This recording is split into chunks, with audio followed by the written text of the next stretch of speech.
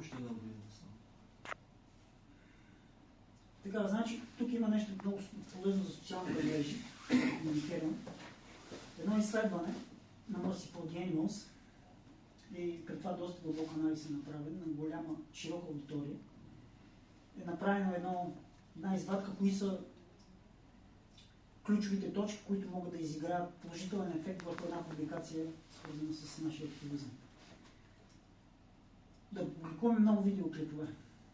Като видеоклиповете трябва да бъдат силно емоционални, да не са животно, което се разхожда. Просто трябва да мотивираме, да промотираме някаква нещо, което ги кара да чувстват силни емоции.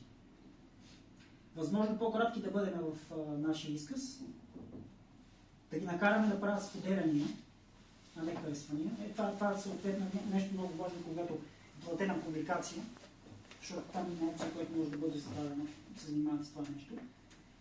Да избереш опция да харесваш, да коментираш или да споделяш. Съответно, тук е важно да бъде споделено, защото вече може да получи допълнителен буст, когато е споделено от хората. Ползването на цитати от известни личности е също нещо много подсилващо публикацията. Гостев, примерно. Да. Нали цитира Никола Иван Вазов на последната версия. Айде, без хумор.